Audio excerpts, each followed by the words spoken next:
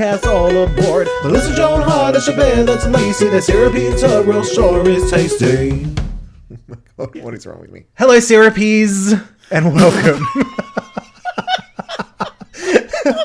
Welcome to the Syrupy Tubcast, the latest spin-off on Glitter Plus. We promised that there would be more to come. We've got Shamwa, we've got Lati, of course we've got Mariah and the regular verse. But we thought it's time to do something we've threatened for a while, which is to watch some really bad Lifetime and adjacent movies. Oh, made for television glory. And boy, are we in for a treat. Don't promise anything. I mean... It's a treat in the same way that a suppository is a treat. You know, like, it's like a little bit uncomfortable, but also kind of nice. Like, Kind of nice. Oh my God. I've actually never had one, but I assume. I've just had surgery on my ring hole. Yes, how's that going? It's fine. Is it wearing a little wig by any chance? Because that would really tie in for us this week. It really would. I was told it was going to be really uncomfortable, and it was, you know, I've had a worse time when I've had a poppy seed cake. Oh. You know when you have a poppy seed cake and you wipe your ass, it's like, am I exfoliating right now? What's going on? I don't know if I've ever had that. You might have some issues with poppy seeds. I don't chew. It's my biggest problem. Well, the issue was you use it as a suppository. That was it. Yeah, I had a whole slice up there. I shelved a poppy seed cake. I wish that was the worst thing we'd ever said on here, but it's really not. I shelved a bagel. Yeah. Popped a bagel in my bagel hole. Oh, wow. That was the second hole all along. It was just a bagel. Oops. I must have popped that down there. I forgot. Just remove that. Who knows if any of this will still be in when I've edited myself. I'm excited. So this week, our first cab off the rank is a movie that we've talked about, weirdly. We have. Because the trailer came up in the last few months, and I sent it to you. Just pure excitement of a friend of the show, Melissa Joan Hart. Yeah. Who you're obsessed with. I'm obsessed with. You watched all of Sabrina and then some. Yes. And the trailer was really just her in a wig, several wigs, hiding at her daughter's cheer competition and then possibly murdering people. Yeah. And I thought, this is where we have to begin. Yes, this is where we have to begin. It's an interesting film. Like, do we review it at all, or we just let it live in its own space? So the way we're setting it up is the movies that I pick, Fab will Fab-nopsize, and the movies that Fab picks, I will Posh-nopsize. Yes. I think we will hear the nopsises and then perhaps have a little wrap-up at the end of just the delicate beauty that is... Which could be in like 7 episodes' time, given how much I've written about this thing. I'm excited. Well, that just means no time to waste. So shall we dive into the movie, which is called Killing the Competition? Starring Melissa Joan Hart and a bunch of other people. no one else of confidence. Of consequence. And it was made in 2025, so this is fresh. This is fresh out of the oven. This bagel is fresh. Now you have to keep that bagel chatting. Fresh. It was seeds are still on there. Oh, they are. It was directed by Lee Gabbiana, the greatest director, I would say, of recent times. What else has Lee Gabbiana Let's have a done? look. You have no idea. I have no idea, but I'm going to find out. Oh, ready? Oh. Yes. It looks like Killing the Competition is only their second film. Oh, only their second feature film. Their first was called Gaslit by My Husband. Gaslit by My Husband? The Morgan Metzer story. It's a true story. Let's see if anyone stars in that. No, it would appear not. Oh. And the next, it could be male, I don't know. Lee could be either way. Their next movie is Kidnapped by a Killer, the Heather Robertson story. Oh, and who stars in that? Probably someone regular with the name Heather. Let's have a look. Speaking of regular. Yes. Steve Guttenberg. Steve Guttenberg. Oh, I love Guttenberg. We have to watch that one. Speaking of regular, did you clock any of the American Music Awards? All I saw was Jen introducing Gloria Estefany, just that little 40-second clip of her, and then some man molesting her. Apparently she made out with everyone. Oh, really? Yeah. Oh, wow. And she's gone full bisexual stage presence. Heaven. Look, I'm glad she's, maybe like me, she's also going to uni at the age of 55. Can you imagine? Oh, my God. J-Lo goes to uni. That is the Lifetime movie of the week that I would like to see. J-Lo goes to uni and fully goes to Freshers Week and totally gets ruined. Oh, absolutely. And then makes everyone sing. J-Lo gets fingered at O Week and ends up in a throuple. Oh, my God. It's Hacks, but with J-Lo. Yeah. I'm here for it. All right. Shall we jump into this thing? We shall. I'm excited.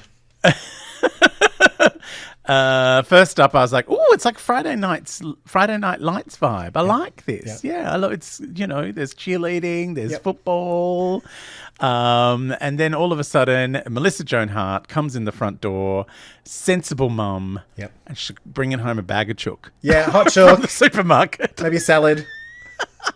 Yeah, Lynn would be very proud. There's the kids are excited about the chook. It's in it. They put the Americans bring their chook in like a domed plastic container. Oh, like a syrupy tub roast, if you will. Yeah, almost. Whereas ours comes in a bag in Australia. We just get a bag of chook. Yeah. But hers was like, ooh, I've got a dome. I'm fancy. I like it. Yeah. A plastic cloche. Then in the middle of the night, she's arrested. Yes. It just starts. It does. Like, oh, here's a bag of chook. The police are here. Patricia must have called. They tell her to get dressed, but apparently Melissa Joan Hart is too old for quick changes or pausing the scene, so she just puts a puffer jacket over her PJs. Yeah. And out the door. That's mum. That's full mum. Just let's not waste time with me getting into actual clothes. I'll just pop a jacket on and go. Yeah. And then I think this was probably actually shot in Melissa's house. Like she's like, I'm not going to set. Just come round. I'll bring a bag of chook. Yeah, like that wasn't in the scene. She had a bag of chook for the cast. We assume that everyone on this podcast gets paid in syrupy tub roast. Yes, anyone who appears in these movies is paid. If anyone is not up with syrupy tub roast, the reason it's called this is because we did what the first made-for-TV movie we did was a film called The Christmas Melody. Was it Christmas Melody? Yeah. Directed by Mariah Carey, which is when we were doing our Mariah Carey podcast. And it starred Lacey Chabert, who has been in so many made-for-TV movies. So many. I think she must have some sort of Guinness World Record by now. Absolutely. Anyway, there was some. So Posh kept talking about syrupy tub roast because the camera kept lingering on this massive can that he just assumed had a roast in it. Well, because it said roast. It said roast on it. Because it was roast coffee, I suppose. Yeah, it was Folgers coffee, and it was a lot of very unsubtle product placement. Yeah. And so when I saw it, I thought that it was one of those terrifying chicken in a can situations. But it was quite large. So I thought it's a whole Folgers comes in a big old bucket. Yeah, it's a whole chook with the potatoes and the what do you call it? The stuff with the mayo on it, Yeah. Coleslaw. The gravy. Syrupy tub roast. And it came with a free house. So that's why this is called the Syrupy Tubcast. Yeah, and I sincerely thought that was something like that, and then halfway through is when you realised, it's the coffee. He's got the coffee. It's like the product placement. So I'm like, then they have the big close up of the coffee, and you're like, what coffee? You mean the syrupy tub roast? And I'm like, oh my god, the roast part of roast. Yeah. Also, it's Folgers is terrible coffee. Oh, is it? Yeah, the reason Americans have terrible coffee apparently is because the Italians that went there moved there before the invention of the espresso machine. Oh. So they've all got terrible coffee, whereas we all our Italians came over in the 50s after the invention of the Sure. espresso machine. So we got all the good coffee in Australia. Yeah. Whereas the Just- Americans have that drip filter business. Yeah. Yeah. And our you're going to roast put heaps goes in, in the like oven. shovel it in. Okay. That's why it's such a big can, because Yeah, it's wow. like, Makes sense. it's empty after 3 cups. Like my Milo tin. Anyway, now that we've explained the podcast halfway through an episode, You're welcome. there's a big sign on screen that says 6 weeks earlier! Exclamation mark. I don't think it's got an exclamation mark, but I put one in. Yeah. It needed Which makes me think, if they're going back 6 weeks, whatever it is, she totally did it. Yeah. Yeah. You don't arrest someone and then go back 6 weeks and go, oh, here's how someone accidentally got arrested. It's like, no, here's exactly what this bitch did to get arrested. Yeah. Subtle is not a part of this script. No, or the acting, I don't think or the direction. in any of these films, subtlety is going to be our friend. So we start off with Melissa Joan Hart fully dance mumming her cheerleader daughter, who is Unco. Doesn't know left from right. Spins real slow.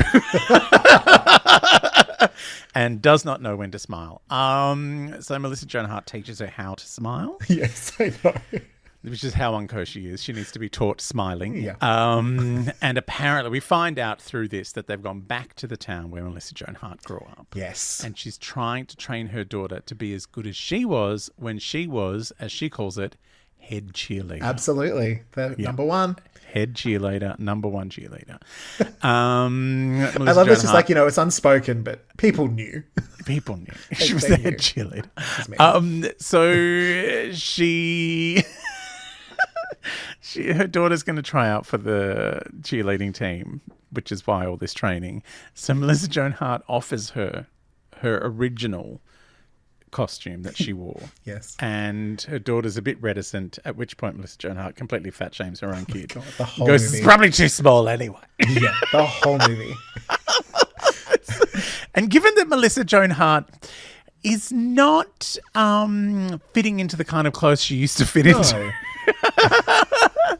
It's what one would call a bit rich. Yes. But I do love that she's gone, no, I can totally fat shame someone because I'm amazing. I'm Melissa Joan Hart. I've explained it all. I'm the head of the movie. I'm the head cheerleader. So at the auditions, we get to see the best of the best, whose name is Hannah. Yeah. And then the daughter's hanging out with her diversity crew. She's got a black bestie and an Asian boyfriend. Oh my God. Or he's her best friend, who's also a bummer. It's hard to work out. Yeah, hard to tell. Little from She column A, does. little from column B. It's a very diverse cast, at least in her best friends. Yes. And the head cheerleader is Asian as well.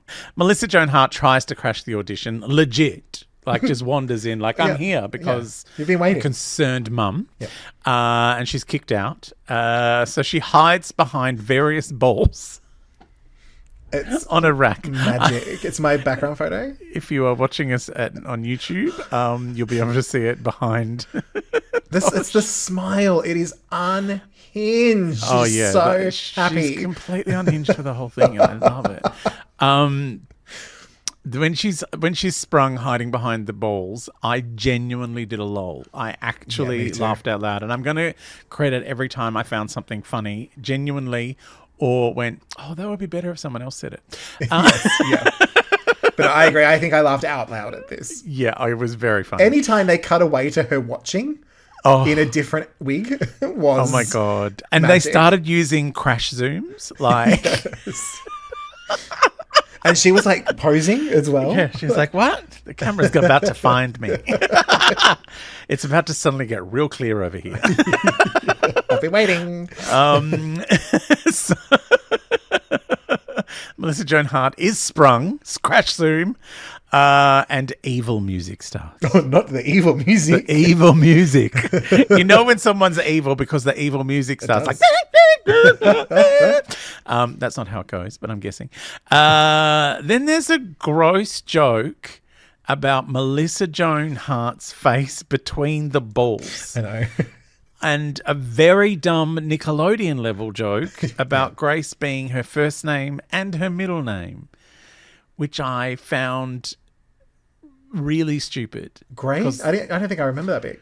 So, you know, she's like, she's like, I'll be graceful. And they go, well, Grace is your middle name. And then it's like, also your first name. And it's like, because her name is Grace. Right. And it's like, that is the dumbest joke. Like, it's such I obviously don't remember Channel, it. Yeah. Miley Cyrus bullshit Hannah Montana joke. I was like, ugh, this is one of those jokes that kids pretend is funny. Yeah. And we all go, ugh. That's people listening to this podcast. Yeah. The face between the balls joke, though, I'm like, how are these in the same movie? I know. How have we got the Grace is your middle name and your first name and the thing about her having her head near those balls? Yeah. I'm like, what? Especially delivered by a child. Yeah.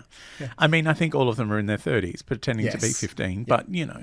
And then my favourite character note, where Melissa Joan Hart's daughter says, all my mother does all day is write negative product reviews online.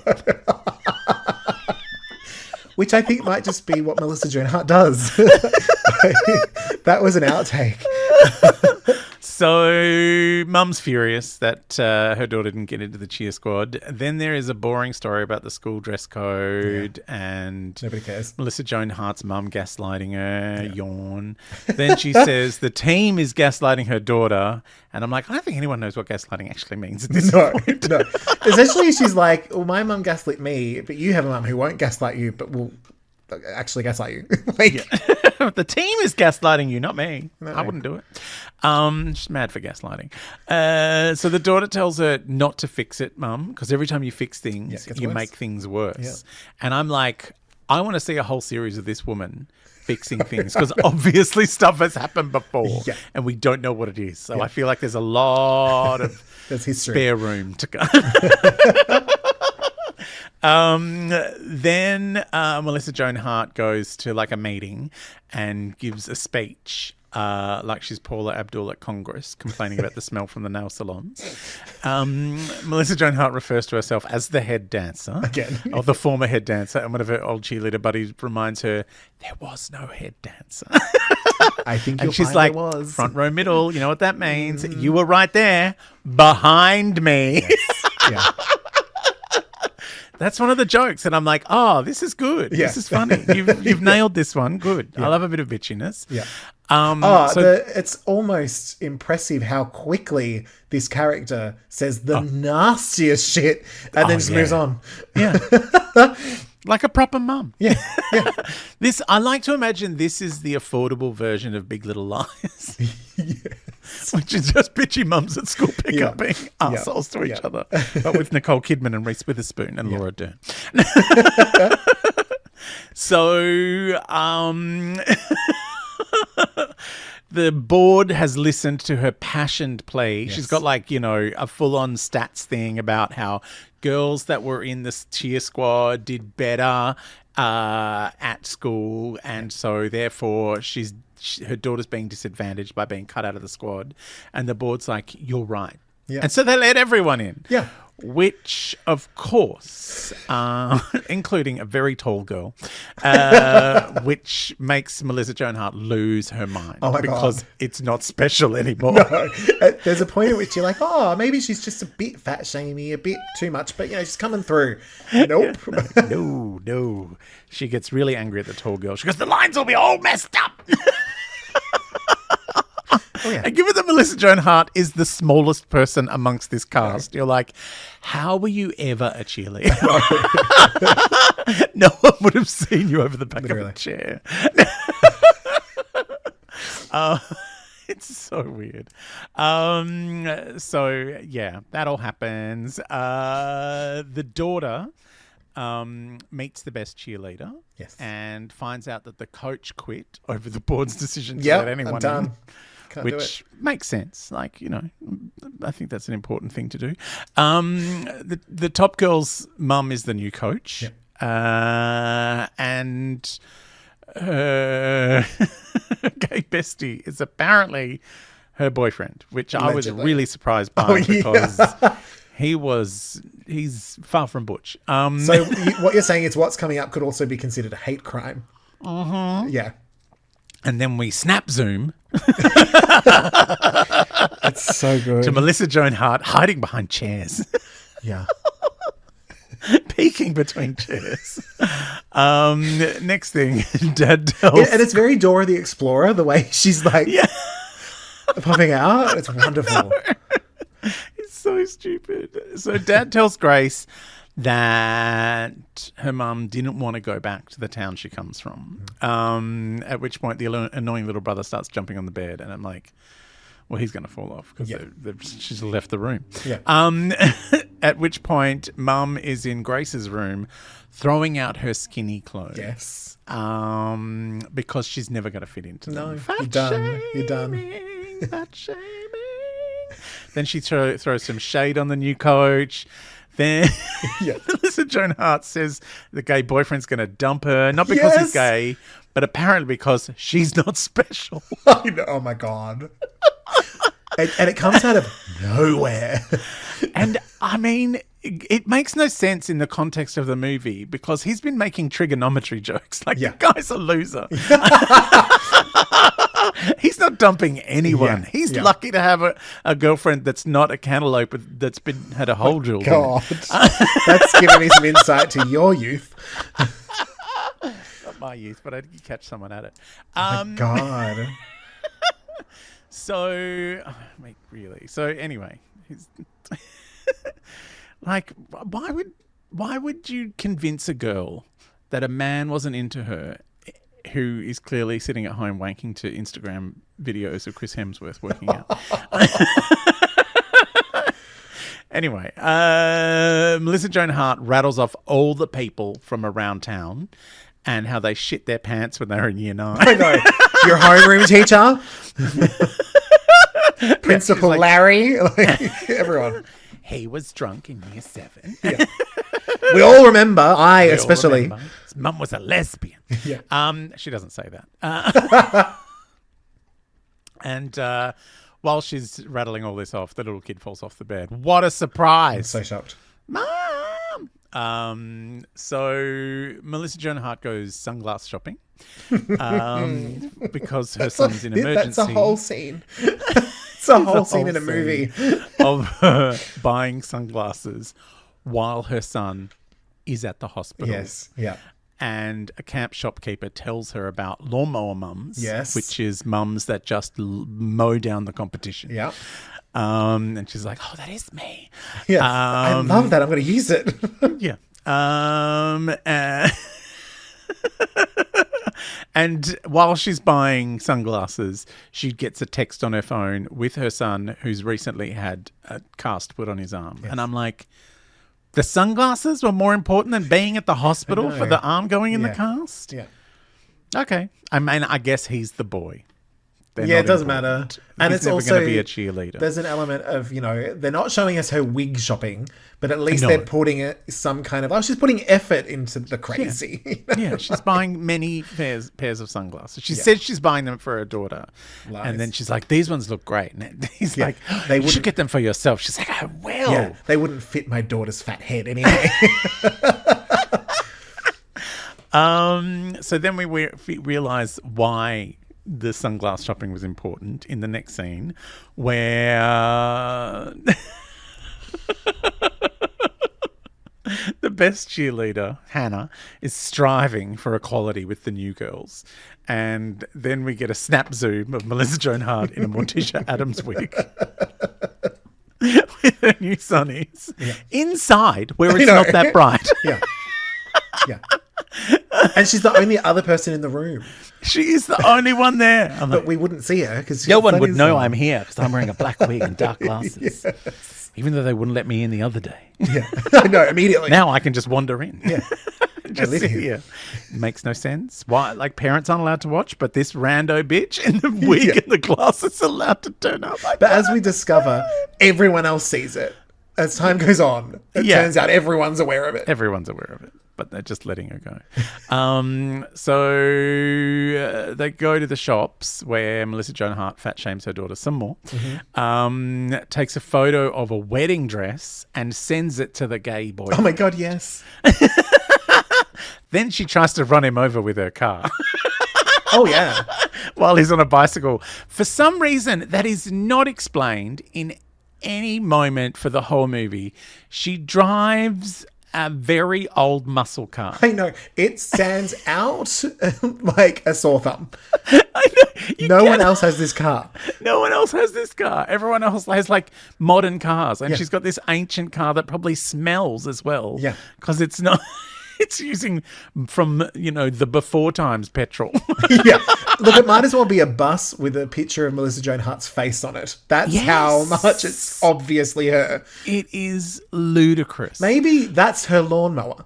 Like, she's like, I don't have a lawnmower, but I have that old car in the garage. Really old car. Yeah, I'll do that. It's almost like it's her car that she drove to school in, but she's not that old in real life. Yeah, okay. So it would be her mum's car. Like, why does she have this vintage car that she's driving around in? It makes... I mean, nothing in this film makes sense, but this makes the least amount of sense of everything. Maybe there's like something cut out where the car is like the car... What's the... Kit? Is that the car's name in that show? From Knight Rider. Maybe this is her only friend. But they just cut out the whole storyline. So that's where the car is actually the one that said, the boyfriend's going to dump her. You should...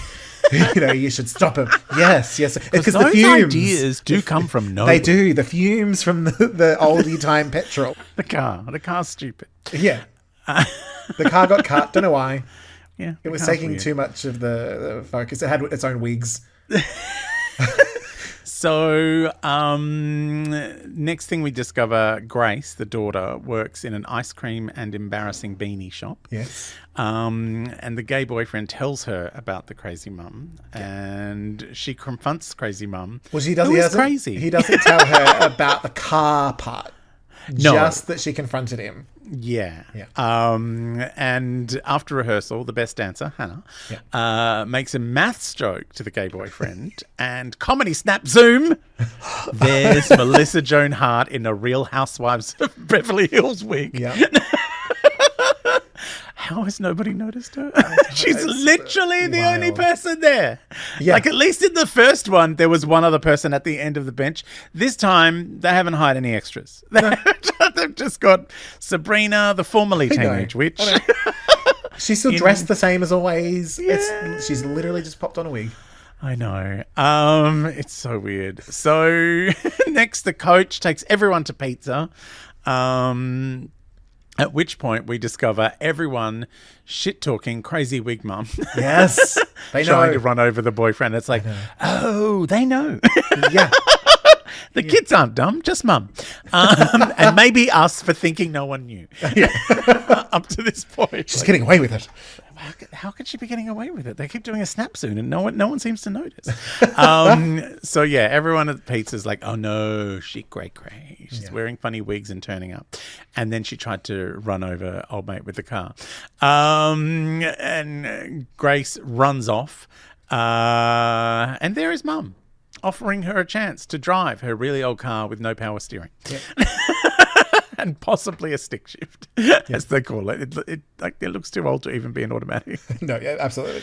Like, have you tried to drive without power steering? No, but I think my granddad's car had no power steering, and we had it for a while, and my mum was like, I can't turn around. Mm-hmm. And that's like, here, you learn, honey, in this car that's 1 million years old. Yeah.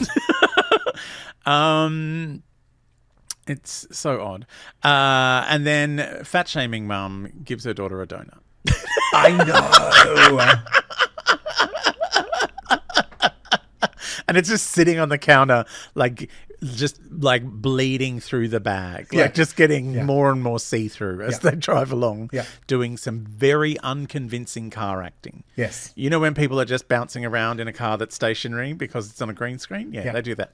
It's this level, like what we look like right now. Yeah, it's more convincing than this. No, it's not. I'm driving right towards Melissa Joan Hart's giant head behind me. Yeah, she's watching me through the balls.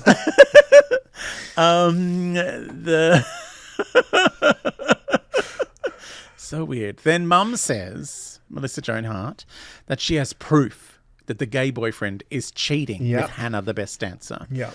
And Hannah mysteriously at this point is creeping around the gay boyfriend's house, as if to prove that mum's right. But really, she's turned up to talk about the fucking Delulu wig mum. I know. She's like, we need to talk about Grace's mum. She's loony. Yeah. The next day at practice, everyone stands still while some randos do backflips and then fuck off. And I'm like, where were they before? No idea. But they're gone now. Grace is given a baton twirling solo because there were battens in her box at home, and she used to do baton box. And then when she goes home and tells, she goes, I've got a baton twirling solo.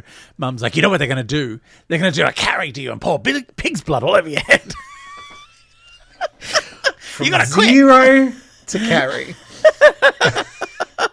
Even though she doesn't know these kids at all. No, and she's so convinced. She's like, well, that's what must be happening. It's like, that's what I would have done if you were on the team and I was there. Yeah.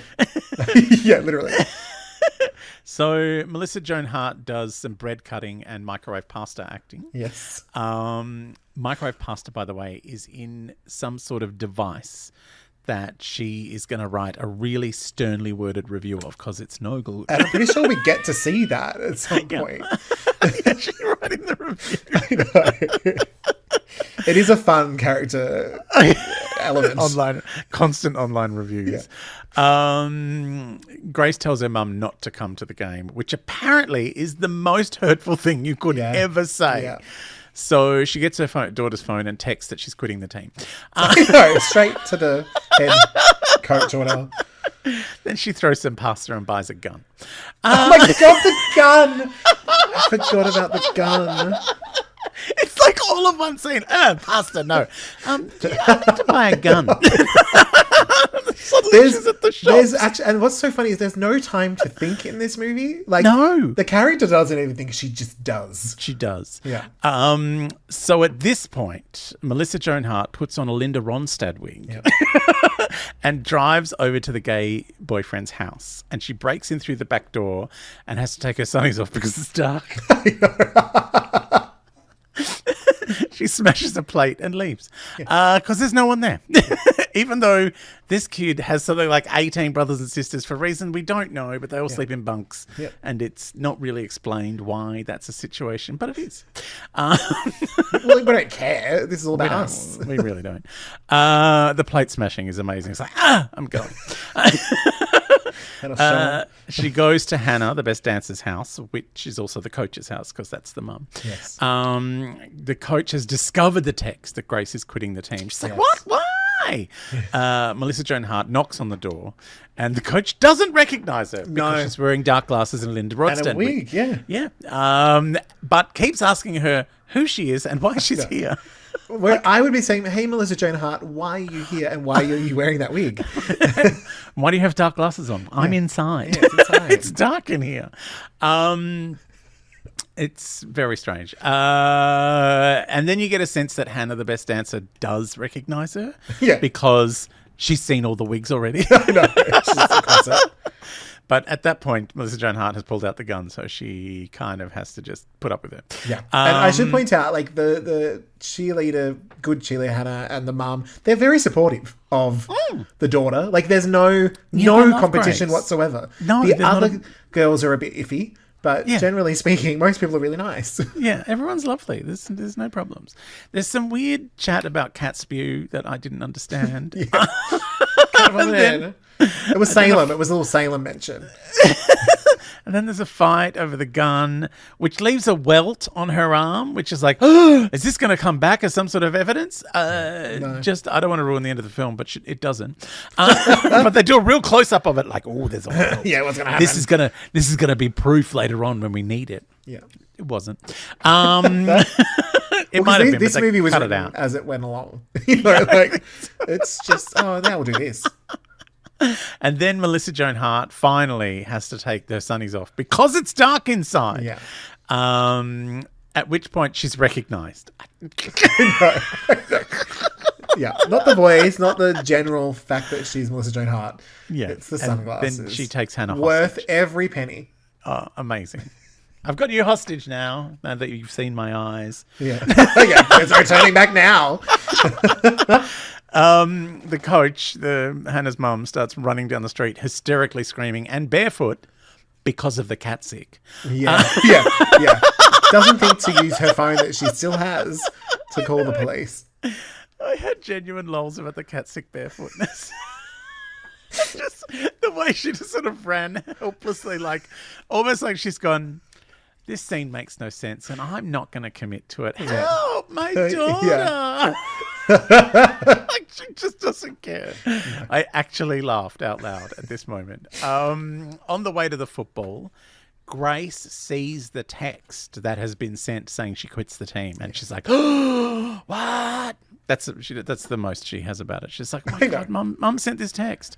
All the while, her dad and brother arrive with her at the game. Dad is the least caring father ever. Yeah. He's like, "Oh yeah, that sounds like something a mum would do." Yeah, and like I also love this sort of conversation around sprinkled throughout the movie of Melissa Joan Hart was fine before they moved home. She was just like living a normal life, whatever. She had a job that was not complaining about things online. Yeah. And then moving back to this town sent her crazy. Yeah. Grace sees the text. She rings the coach, but coach's phone is on the floor. Yeah. Very sad. It's so weird.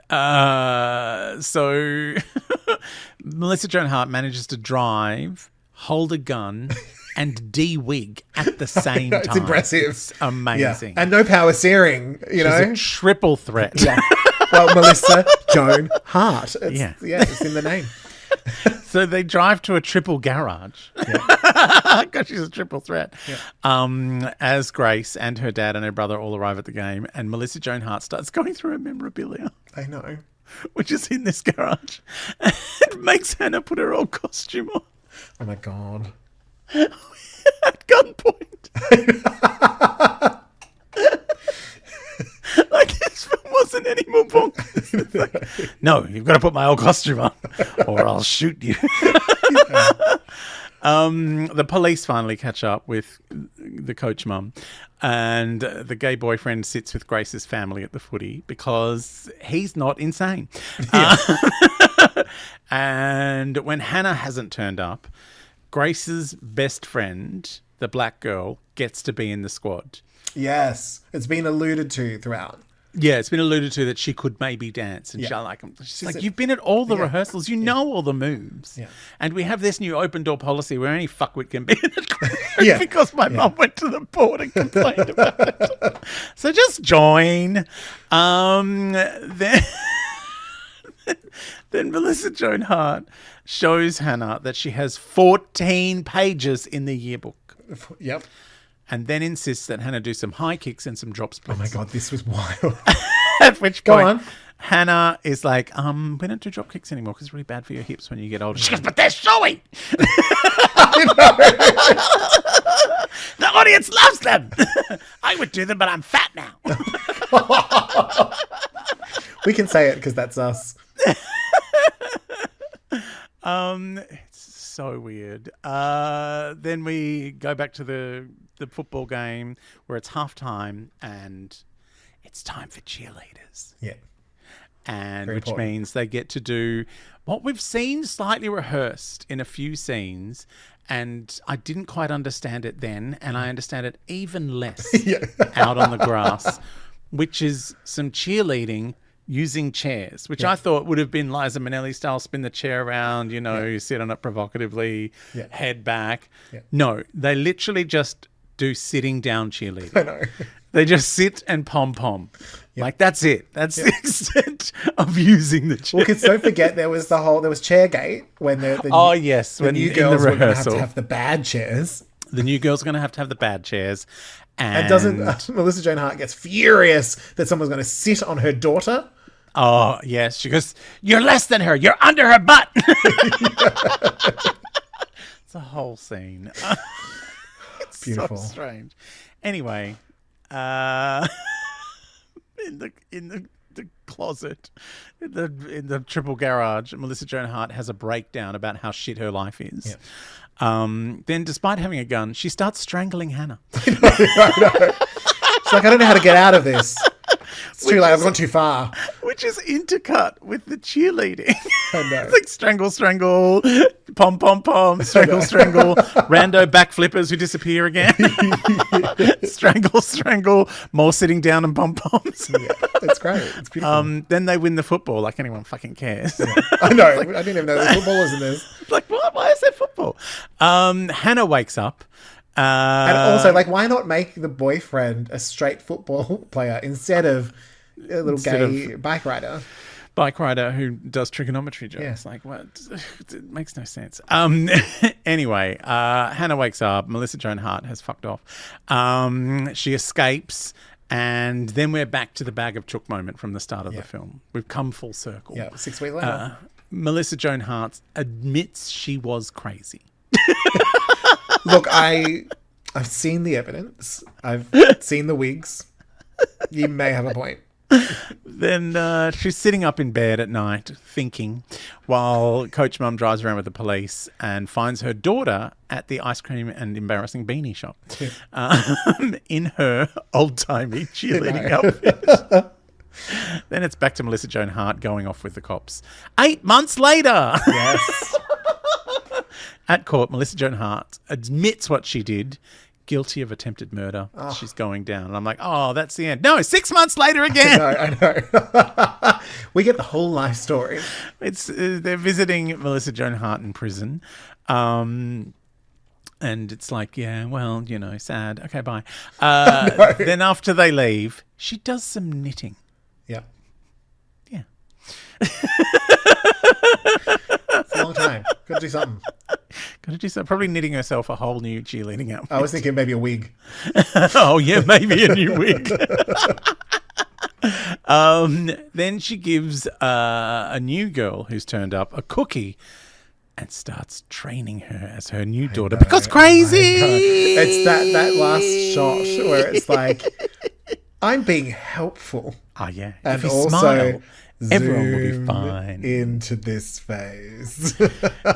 And I'm like, what did I just watch? I know. It's the best movie it's I've ever seen bad. in my whole life. I love how terrible it is. It's unfathomably awful. I know. And yet also compelling. And so fun. And I mean, we didn't even mention, apparently, like, based on true events, not necessarily a true story. Oh, was it inspired by true events? Inspired just means I read something in the paper and then I wrote the script and it's nothing alike. Yeah. Which makes me think the bashing on the arm was like a real thing that happened in a real thing. Yeah. And that's how they found her. But then that didn't turn up. No. So too busy with the knitting scene at the end. Yeah. Making a new wig. Yeah. Those zooms took knitting? time. Nobody knows. Oh my God. So that is killing the competition, which is like viciously badly named because no one dies. I thought I was being promised a murderous cheerleader mum and story. She was getting there. It was so close. She stopped. Yeah. She gave up. I know. She gave up the ghost. She had a gun. And she ineffectually strangled someone. I know. And usually these kind of movies, that is where it goes. Yes. Like, Lifetime's not afraid to get messy. No. I know. I've watched The Client List. Is that Jennifer Hewitt? As a prostitute. Yes. that was so popular. She had a whole series. She spun it off. I know, bless. I mean, I need to check over my notes to see if we missed anything. I mean, just the worst husband and father ever. Like, well, he was not a character. He was an actor with no lines. I think Melissa might have gotten him the job because I believe he was in Sabrina Goes to Rome, which was a movie with Sabrina and Salem, but no one else. Right. And they go to Rome. This guy. And he's in it. This affordable guy who could do one or two lines. I need to have a look. Eddie Mills. I'm pretty sure it was him. And he had a hairstyle that does not suit him anymore. Which is a bit of shave at one point, and it was like confusing, and there was like a weird comment of it. It's like, oh, you look better like without your whatever. Whatever facial hair you had for the other movie you were doing at the same time. I know. The other Lifetime movie you were doing. We've already touched on Hot Chicken and Salad. hot chook. I think we've touched on everything. The bag of chook was the best. The chair dancing was too much. The boy, like hating the boyfriend and just making up affairs. This is very fun. I mean, all it was based on was a snap zoom while they were making a trigonometry joke. I know. I'm like, come on, bitch. It's a trigonometry joke. Like, she's the head cheerleader. Not that they have those. No. Front row center. But also the fact that, like, why did she want to kill Hannah when her daughter had been announced as getting a solo with the batons? I know. Also, did she end up doing the solo? Because I don't remember it.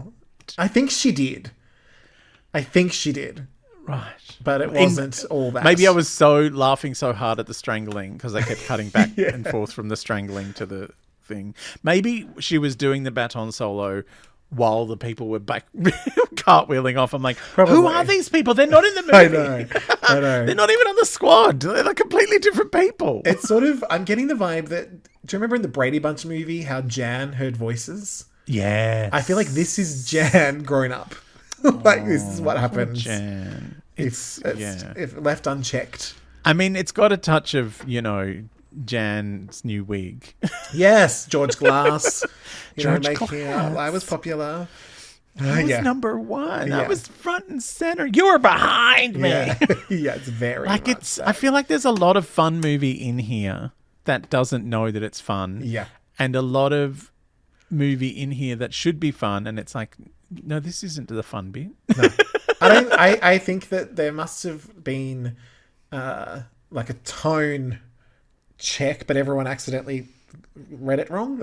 Like, what's the tone of this movie? Everyone's in a different movie. Yeah, everyone is in a different movie. Yeah. Like Coach Mum is in some sort of broad comedy, and she's having a whale of a time with cats, because all she knows is that she stands in cat sick and then has to run off barefoot down the street.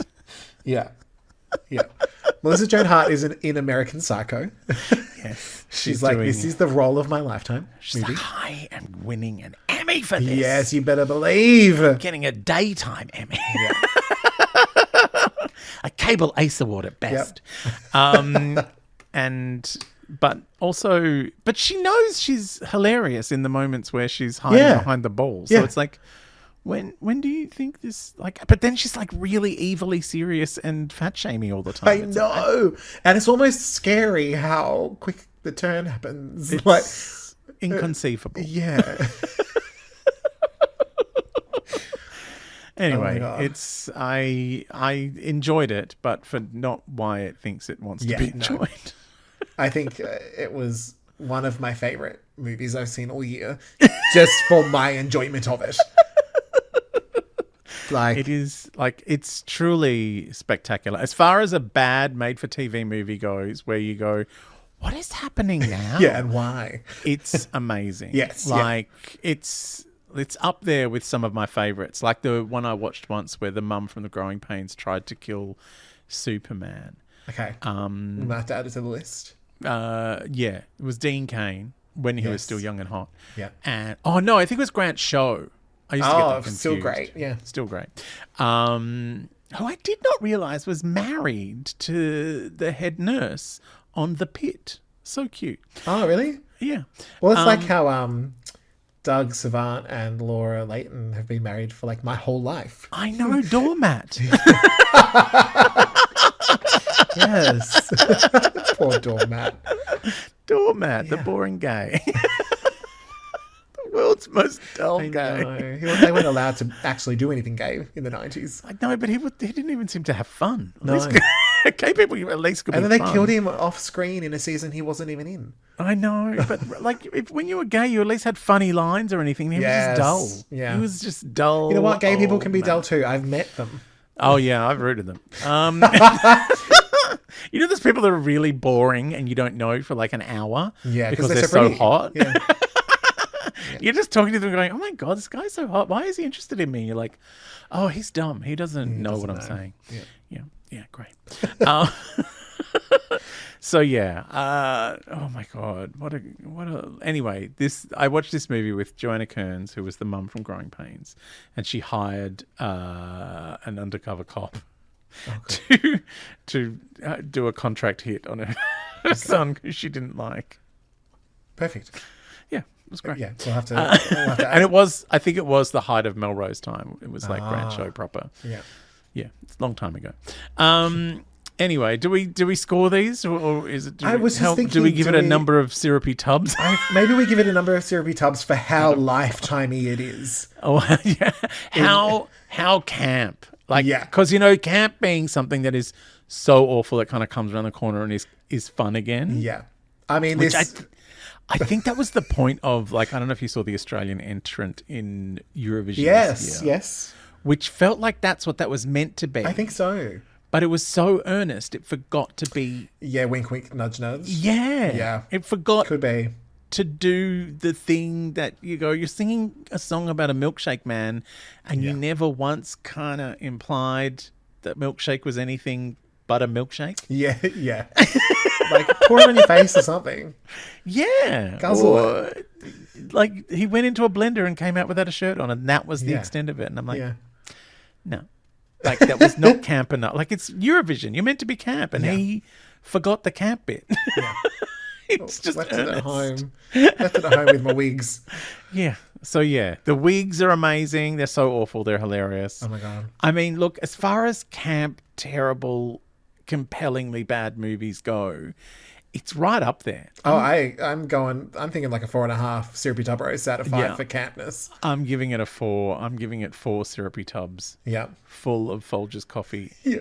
And chicken and the gravy and potato and coleslaw. And coleslaw. And just a little bit of wig. Just a little. What's that? It's nylon. The other thing, the wigs were so bad. Like, I know, it was ridiculous. It was so awful. I know. Like, me calling them Morticia Addams and Real Housewives and Linda Rodstadt made them sound like they were doing something more impressive than they were actually doing. But that was the only way I could think to describe them. Yeah. Because they all looked the same, but a little bit different. Yeah. Yeah. Because Melissa Joan Hart is a colour. Stunning blonde. So, of course, she's got to wear dark hair in various shades to be convincingly someone else with sunglasses on that are so black she can't see anything. And what's so funny as well is, like, I'm watching this going, do they know that it's ridiculous? But then I thought, well, it's about cheerleaders and guns and very sort of heteronormative dynamics within a family. Yeah. This is normal. But then the snap zoom said, oh, no, you think it's hilarious. You get that this is funny. I know. That because you're doing a zoom in on her sitting behind the balls. Oh, balls. I just keep looking at the look on her face. It's so wonderful. It's so funny. It's, oh my God. But then, like, some evil car acting, and I'm like, I don't know what's happening here. And I will point out that I sent you a clip from, it was a Funny or Die sort of reunion between Sabrina and Salem. I don't know if it had the whole thing, but where she throws the cup at the child's head. And I was like, Melissa Joan Hart knows how to be ridiculous and over the top. Oh, yeah. And she did a whole series with Joey Lawrence, didn't she? Yes. They just need the right vehicle for her, and it is not a 1940s loss of power steering muscle car. That, I still don't understand why she had that muscle car. And why she thought it was so subtle. Like, as she's driving down the street with her glasses on, no one will know it's me. No one will know it's me because I'm driving my other car. I know. That's the car you pick your daughter up from school in. Like, we with the growing donut up on the dashboard. Like, as a little kid, my dad had a company car. And so mum just drove like the family car, which was a Statesman, like a big. Oh my God, those things are hilarious. With a bull bar. It's huge. Yeah. And everyone in town knew it was her. They could hear her coming. Yes. So in our town, it was like, oh, there's Patrice, you know. Yeah. It'd be so like, there's that weird girl in the muscle car and that wig in the hair. It's Melissa Joan Hart. With the sunglasses on. It's overcast, bitch. What are you doing? We're in a basement. I don't understand. That's the other thing I don't get. It's like, how could she see what was happening in the rehearsals when the sunglasses were so black? I know. She was inside. I know. Anyway, that has been the Syrupy Tubcast. It has, for better or worse. We're going to continue this for the next few weeks. So before we go, are you making anything happen? I don't know why we still call it that. I know. Look, there's some stuff coming up in the background. I can't mention it yet. But there's some bits and pieces. What about you? I've just started work on the 2020 26 episodes of Hard Quiz. Yes. But yeah, they'll be back on later this year. We're on high 8, as we like to call it. High 8, yes. High 8. Other than that, no, nothing. It's okay. Not, have a not quiet sausage. moment. We're going into winter. We are. I know. I'm going to need to put my slippers on soon. I'm getting chilly down there. Slippers, pop your glasses and a wig on, curl up with a donut. Hang on, I'll pop some glasses on. Perfect. I just need a wig. Where am I going to find a wig? Well, I should point out you've got your goblet of what is it? Oh, de-alcoholized wine. Yes, yeah, because I'm watching a movie with Melissa Joan Hart. I need my wine. Yeah, I need your wine. Oh, here we go. This would die Juliet for you. bag can be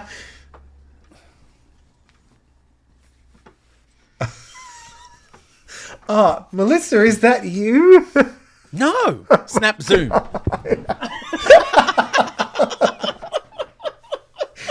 Oh, that was beautiful. What a way to end our first foray Take my headphones off the instead syrup. of the sunglasses. That's what she did too.